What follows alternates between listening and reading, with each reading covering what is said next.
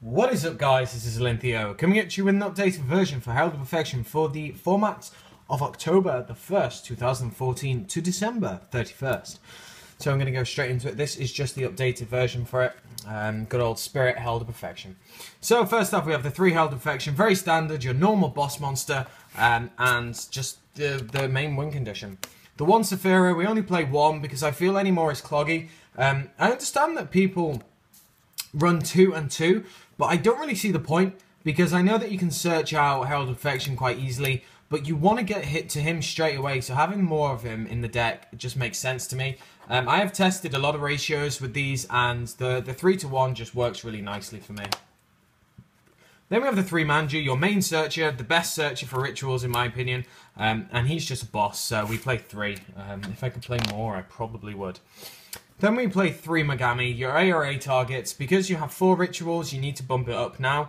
If you don't play Saphira, you can bump this down to 2 and free up 2 spaces if you so wish, but I really do like Saphira, and it's kind of needed to bump it up to 3, unfortunately. Then we have 3 Christia. Christia is one of your main boss monsters. Aside from Herald, this card's just so broke, and basically Herald and this just wins you a game. Like, it's very difficult for your opponent to get over it. Going into the Spirit Engine, we have the 3 Nikotama, your main kind of spirit. He's just so good, but for your rank plays, and just gaining an advantage as well with the Izami loop. Then we have Aratama, one of your main, well, your only main spirit searcher. It's a shame that he isn't a fairy, but you know, you can't have everything. Then we have 2 Izami.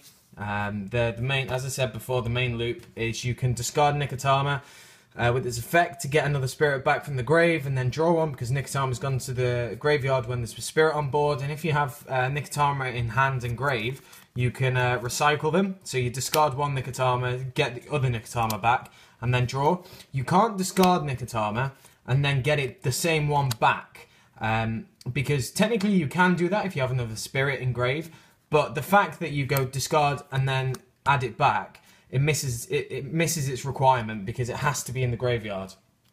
So yeah, 2 Nikotama works very nicely. Sorry, 2 Izami works very nicely. Then the 1 Yaksha. Yaksha's just really good for bouncing those Light Imprisoned Mirrors, anything like that. The 1 Ryatsu, if you have problem boss monsters, really good against shadows. You're more than welcome to side more of these if you so wish. I side an extra one just in case. Because shadows are a big thing, and Ryatsu's just amazing against him. You just go summon, bounce, and especially if you have Herald of Perfection on board, you can just really maintain your advantage. Then we have 2 Herald of Orange Light. Unfortunately, I'm kind of really running out of space, so I'm only playing 2 right now, but even if you want to bump it up to 3, that is more than welcome. The 1 Honest, because they're lights apart from Nikotama's, really, apart from Aratama's. The 1 Mataion, because shadows are a thing, and this is such a good card right now. Really like Mataion, and the fact that it's just a fairy and it works perfectly in the deck is just so brutal. And then finally the 1 Jalan Duo. I could have done to 1 because Fifist could be starting to get popular once more, so we will just see how that goes. But this card's great. The reason why you don't like it against Fifist is because they just bear and pop it, and it's just really irritating. The other thing is that Construct also does get over this. That's why it's a 1, but it's still good, because a lot of people ask me why I still run it.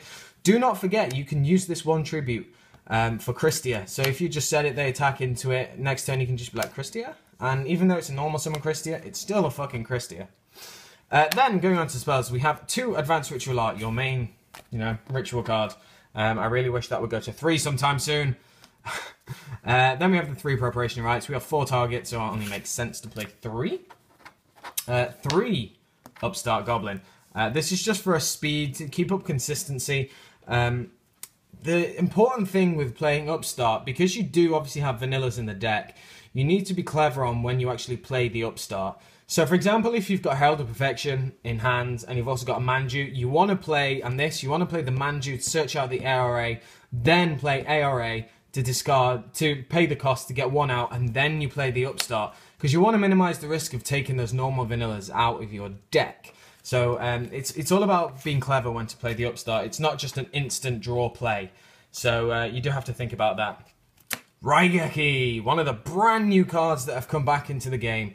9-year absence, I think it has been, and Raigeki's just perfect in this deck because it's just really nice. Like, if you don't like any problem monsters, you're just like, okay, fuck off, and it doesn't affect you at all. You still have the high monster ratio, so it's like substituting this in is just not a problem. The fact that you can negate any floater effects with this as well. So, for example, if your opponent's got a lot of monsters and they've got, say, like, you know, anything annoying, like a construct, I don't think you just go, oh, Raigeki, and then negate the construct, or just do whatever. So it actually works very, very nicely, and it's still Raigeki. The 1 day piece, drawing again, 4 draw cards in the deck, 3 upstarts in this. Again, be clever when you play it, and also this is a really nice card if you are on the back burner. Just play it and just kind of sit back, and you know, you're not going to take any damage next turn. And then finally, the 2 Roll Decree.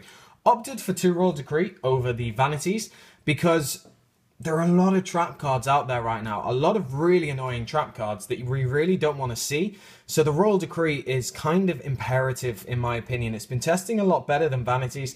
You're more than welcome to side the Vanities, but personally, for me, Royal Decree has to be mained right now, just because Stellanova Alpha is a really, really good card and really hurts Herald. And then you do have the Vanities and the skill drain that Yang Zings play. So Royal Decree is a great card right now for this type of deck. So going on to the extra deck, we have the 1 Exeter Knight because we play rank 4s, the 1 Larval Chain because it helps you set up the preparation of right plays, the 1 Daigusto Emerald because if you draw your Megamis early, you can ditch them and put them back in for ARA, the 1 Steel Swarm Roach, this is just because any high level decks I don't really like. For example, I don't like going against Judgment Dragon, you know, it just beats over me so easily, so I want to get rid of him. Hotline Draco just for punching in the face. The 1 Silent Honor Arc, because the card is still really amazing. The 1 Utopia, because it just helps us to get around things like BLS and so on and so forth. The 1 Star Liege Paladynamo. The 1 Constellar Omega. The 1 Black Ship of Corn. The 1 Castel, MVP, really good against Shadows. The 1 Cargon, because breakthrough skill is just like, what? The 1 Abyss Dweller. The 1 Gaia Cowboy, and finally the 1 Rhapsody in Berserk. So that is it, guys. I hope you did enjoy the deck profile. That is the updated version. So that is it, guys. I hope you did enjoy the deck profile. That is the updated version for October. And let me know what you think down in the comment section below. Like, comment, subscribe, and I shall catch you guys later.